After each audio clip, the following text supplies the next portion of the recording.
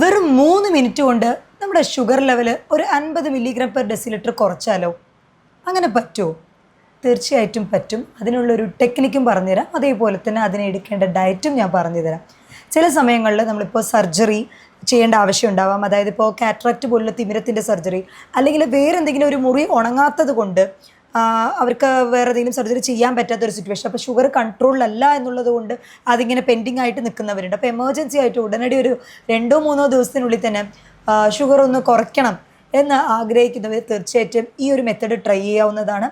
അതല്ല, ഷുഗർ എപ്പോഴും കൺട്രോളിൽ വെക്കണം എന്നുണ്ടെങ്കിൽ തീർച്ചയായിട്ടും ദിവസവും തന്നെ ഈ മെത്തേഡ് നിങ്ങൾക്ക് ട്രൈ ചെയ്യാവുന്നതാണ്. അപ്പോൾ ഈ 3 മിനിറ്റ് കൊണ്ട് ഷുഗർ എങ്ങനെ കൺട്രോളിലാക്കാം എന്നുള്ളത് നോക്കാം. ഇത് നിങ്ങളുടെ doctor Jumana Haseen AG, doctor Jumana's homeo care, Valliyode, Palakkad.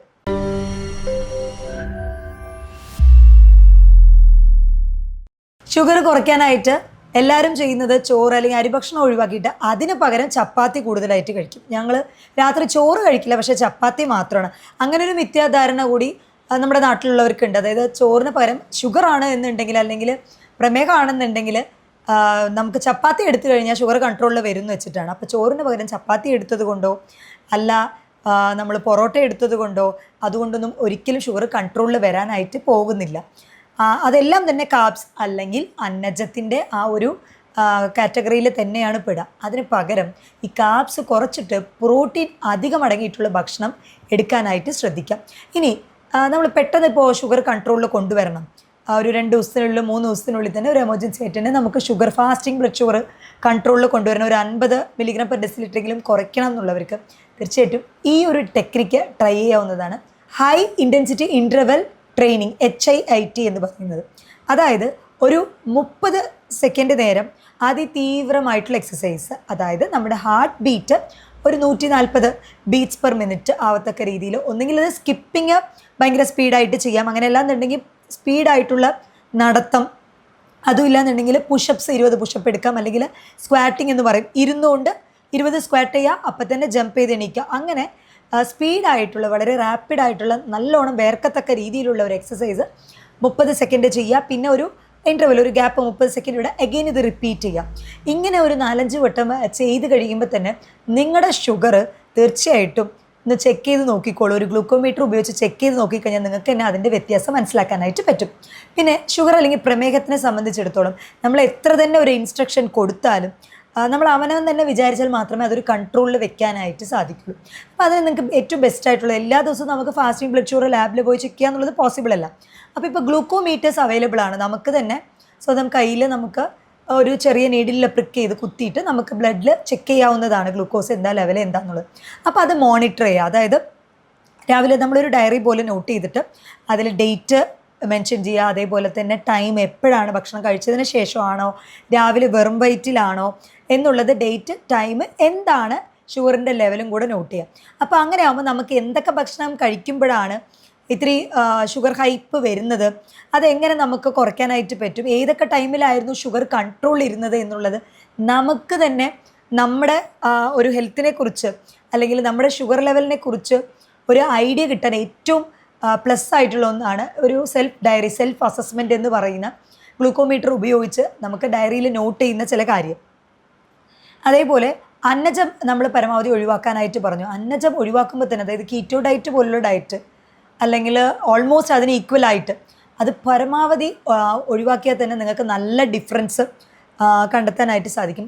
അതിന് പകരം പ്രോട്ടീനും അതേപോലെ തന്നെ പഴങ്ങൾ, പച്ചക്കറികൾ കൂടുതലായിട്ട് ഇൻക്ലൂഡ് ചെയ്യും. ഈ പഴങ്ങളെന്ന് പറയുമ്പോൾ ഹൈ ഗ്ലൈസിമിക് ഇൻഡെക്സ് ഉള്ള നേന്ത്രപ്പഴം അല്ലെങ്കിൽ മാമ്പഴം, ചക്ക, ഇങ്ങനെ ഹൈ ഗ്ലൈസിമിക് ഇൻഡെക്സ് ഉള്ളത് പരമാവധി ഒഴിവാക്കാം. അതിന് പകരം ബെറീസ് ഉപയോഗിക്കാനായിട്ട് പറ്റും. നെല്ലിക്ക വളരെ നല്ലതാണ്, ബെറി ഫ്രൂട്ടുകളെല്ലാം തന്നെ നല്ലതാണ്. പിന്നെ വെജിറ്റബിൾസിലാണെങ്കിൽ തക്കാളി വളരെയധികം ഇഫക്റ്റീവാണ്. അതുപോലെ സീഡ്സ്, വിത്തുകൾ തന്നെ, ചണൽ വിത്ത് എന്ന് പറയും, അത് വളരെ ഇഫക്റ്റീവാണ്.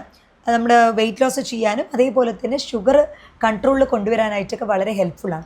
അതിന് രാത്രി കാലങ്ങളിൽ കൂടുതലായിട്ടും അന്നജം പരമാവധി ഒഴിവാക്കിയിട്ട് കിടക്കുന്നതിന് മുന്നേ ഒരു 3-4 മണിക്കൂർ മുന്നേ തന്നെ ഭക്ഷണം കഴിക്കാനായിട്ട് ശ്രദ്ധിക്കുക. അതും സാലഡുകൾ കൂടുതലായിട്ട് ഇൻക്ലൂഡ് ചെയ്യുക. അതായത് പച്ചക്കറികൾ, ഇലക്കറികൾ, ഫ്രൂട്ട്സ് ഒക്കെ ചെറിയ തോതിൽ എടുത്തുകൊണ്ട് നമുക്കതൊരു സാലഡ് പോലെ റെഗുലറായിട്ട് എടുക്കുകയാണ് എന്നുണ്ടെങ്കിൽ നല്ല മാറ്റം തീർച്ചയായിട്ടും ഷുഗർ ലെവലിൽ കൺട്രോൾ കൊണ്ടുവരാനായിട്ട് സാധിക്കും.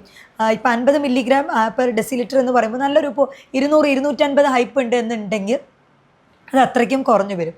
അപ്പോൾ ഷുഗർ കട്ട് ചെയ്യുന്നതിന് മുന്നേ നിങ്ങൾ ഷുഗർ കട്ടാണ് ചെയ്യാൻ ഉദ്ദേശിക്കുന്നതെന്നുണ്ടെങ്കിൽ അതായത് ഇപ്പോൾ ചായയിൽ അല്ലെങ്കിൽ കാപ്പിയിൽ പഞ്ചസാര പറ്റ ഒഴിവാക്കും. അതിന് ഒപ്പം തന്നെ നിങ്ങൾ ശ്രദ്ധിക്കേണ്ട പ്രധാനമായിട്ടുള്ള കാര്യമാണ് അരിഭക്ഷണം. രാവിലത്തെ ഇഡ്ഡലി, പുട്ട്, അപ്പം, അതിൻ്റെ കൂടെ തന്നെ പാൽച്ചായ ഏറ്റവും കൂടുതൽ അസിഡിറ്റി അല്ലെങ്കിൽ ദഹന പ്രശ്നം ഉണ്ടാക്കുന്ന ഒന്നാണ്. അതേപോലെ പാലും തന്നെ അമിതമായിട്ട് എടുക്കുന്നത് ഷുഗർ ഉള്ളവർക്ക്, ഡയബറ്റീസ് അല്ലെങ്കിൽ പ്രമേഹം ഉള്ളവർക്ക് പാല് പരമാവധി ഒഴിവാക്കുന്നതാണ് നല്ലത്. അത് തടി കൂടാനും ഒരു കാരണമാണ്. മാത്രമല്ല ഈ പാലിൽ ആക്ച്വലി കെസീൻ എന്നുള്ളൊരു പ്രോട്ടീൻ അവൈലബിൾ ആണ്. അപ്പോൾ ഈ പ്രോട്ടീൻ ദഹിക്കാനുള്ള ഒരു എൻസൈംസ് എന്ന് പറയുന്നത് കുട്ടികളുടെ ആമാശയത്തിലും വൻകുടലിലുമാണ് ഇതിൻ്റെ ദഹിക്കാനുള്ള ഒരു എൻസൈം അവൈലബിൾ ആയിട്ടുള്ളത്. അത് നമ്മുടെ പ്രായം കൂടുന്തോറും ആ എൻസൈമിൻ്റെ അവൈലബിലിറ്റി കുറയും. അതുകൊണ്ട് തന്നെ പാല് ഒരു വിഷാംശമായിട്ടാണ് കിടക്കാൻ സാധ്യത. അപ്പോൾ മുട്ട ദിവസവും എടുക്കാനായിട്ട് ശ്രദ്ധിക്കാം. മുട്ട ഹൈ പ്രോട്ടീൻ റിച്ച് ആണ്. നമ്മൾ മുട്ടേനെ ശരിക്കും പറയുന്നത് ഒരു കംപ്ലീറ്റ് പ്രോട്ടീൻ സോഴ്സ് എന്നാണ് പറയുന്നത്. ഏതൊരു പ്രോട്ടീൻ ആയിട്ടുള്ള ഭക്ഷണവും നമ്മൾ കമ്പയർ ചെയ്യുന്നത് ഈ ഒരു മുട്ട വെച്ചിട്ടാണ്. കാരണം അതിൽ അത്രയും നമുക്ക് എസെൻഷ്യൽ ഫാറ്റി ആസിഡ്സും അവൈലബിൾ ആണ്. പ്രോട്ടീൻ്റെ ഒരു കലവറ എന്നൊക്കെ പറയാം ഈ മുട്ട.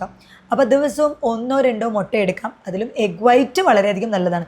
ഒരു മുട്ടയുടെ ഫുള്ളും അതേപോലെ 2 എഗ് വൈറ്റും എടുക്കാവുന്നതാണ്. വളരെ ഇഫക്റ്റീവാണ് ഇങ്ങനത്തെ പ്രോട്ടീൻ അധികം കഴിച്ച്. അതേപോലെ തന്നെ കാർബ്സ് റെസ്ട്രിക്റ്റ് ചെയ്ത് ഈ HIIT നിങ്ങൾ ചെയ്യുകയാണെന്നുണ്ടെങ്കിൽ HIIT ചെയ്തിട്ട്, അതായത് ഹൈ ഇൻറ്റൻസിറ്റി ഇൻ്റർവൽ ട്രെയിനിങ് എന്ന് പറഞ്ഞോളൂ, 140 ബീറ്റ്സ് കൂടുന്നൊരു ഹാർട്ട് ബീറ്റ് ഇടിക്കത്തക്ക രീതിയിൽ 30 സെക്കൻഡ് നല്ല ഹെവി ആയിട്ട് ട്രെയിൻ ചെയ്യാം. പിന്നെ കുറച്ച് റെസ്റ്റ് എടുക്കാം, എഗെയിൻ അത് ട്രെയിൻ ചെയ്യും. ഇങ്ങനെ ചെയ്തതിന് ശേഷം നന്നായി വേർക്കണം, ശരീരം വേർക്കത്തക്ക രീതിയിൽ വേണം ചെയ്യാനായിട്ട്.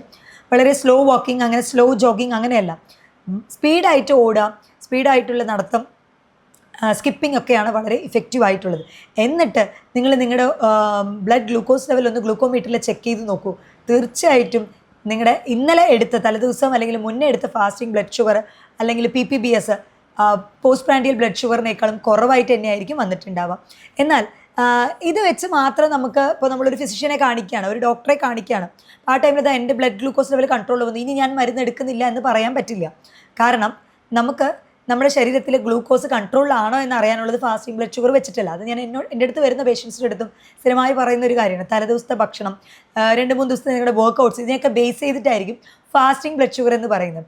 എന്നാൽ നമുക്ക് കറക്റ്റ് ഒരു ഐഡിയ കിട്ടുന്ന ഒന്നാണ് HbA1c എന്ന് പറയുന്ന ഗ്ലൈക്കേറ്റഡ് ഹീമോഗ്ലോബിൻ.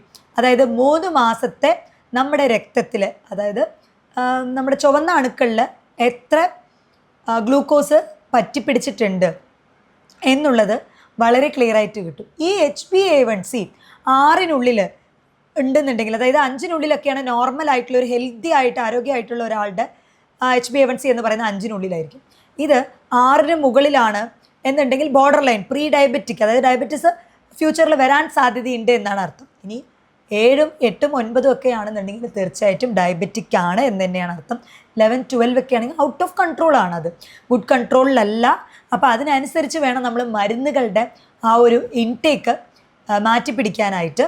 അപ്പോൾ ഭക്ഷണത്തിൽ ഞാൻ പറഞ്ഞ പോലെ പ്രോട്ടീൻ അധികം ഉൾപ്പെടുത്തുക, നാരുകൾ അധികം അടങ്ങിയിട്ടുള്ള ഭക്ഷണങ്ങൾ, ബെറി ഫ്രൂട്ട്സ് ഒക്കെ തന്നെ ആൻറ്റി ഓക്സിഡൻറ്റ് പ്രോപ്പർട്ടി അധികമുള്ളതാണ്. ഓലിവ് ഓയിൽ ഫുഡിൽ കുക്ക് ചെയ്യാനായിട്ട് ഉപയോഗിക്കുക. അതിൻ്റെ കൂടെ തന്നെ നമുക്ക് പാല് മാത്രമാണ് ദഹനത്തിനൊരു പ്രശ്നം വരുന്നത്.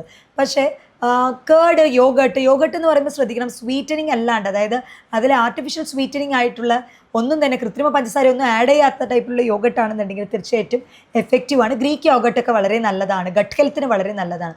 അപ്പോൾ തൈരും യോഗട്ടും പാലിൽ നിന്ന് വ്യത്യസ്തപ്പെടുന്നത് എന്താ വെച്ചാൽ അത് ഫെർമെൻറ്റഡ് ആണ്, പുളിപ്പിച്ചതാണ്. അപ്പോൾ അതുകൊണ്ട് തന്നെ നമ്മുടെ വൻകുടലിന് അതേപോലെ തന്നെ നമ്മുടെ ശരീരത്തിന് ആവശ്യമായിട്ടുള്ള ഗുഡ് ബാക്ടീരിയസ്, നല്ല ബാക്ടീരിയകളുടെ വളർച്ചയ്ക്ക് ഈ ഒരു കേർഡ് അല്ലെങ്കിൽ തൈര് ഒഴിച്ചുവിടാൻ പറ്റാത്ത ഒന്നാണ്. കാൽഷ്യം ലെവൽ കൂട്ടാനൊക്കെ 1 കപ്പ് തൈര് ദിവസം എടുത്താൽ തന്നെ ധാരാളം മതിയാവും. അപ്പോൾ മുട്ട എടുക്കാം, അതിൻ്റെ കൂടെ തൈര് എടുക്കാം. പക്ഷേ പാല് അധികം ഷുഗർ കൺട്രോൾ ആക്കണമെന്ന് വിചാരിക്കുന്നവർ എടുക്കാതിരിക്കുന്നതാണ് നല്ലത്. അന്നജം പരമാവധി റെസ്ട്രിക്റ്റ് ചെയ്യാം. അന്നജം എത്രത്തോളം റെസ്ട്രിക്റ്റ് ചെയ്യാൻ പറ്റും അത്രത്തോളം നിങ്ങൾക്ക് 2-3 ഡേയ്സിൽ, ഇപ്പോൾ 2-3 ദിവസത്തിനുള്ളിലാണ് എമർജൻസി ആയിട്ട് നിങ്ങൾക്ക് എന്തെങ്കിലും ഷുഗർ കുറച്ചുകൊണ്ട് നിങ്ങൾക്കൊരു സർജറി അങ്ങനെ എന്തെങ്കിലും ആവശ്യമുണ്ട് എന്നുണ്ടെങ്കിൽ തീർച്ചയായിട്ടും ഈ ഒരു മെത്തേഡ് നിങ്ങൾക്ക് ഫോളോ ചെയ്യാവുന്നതാണ്.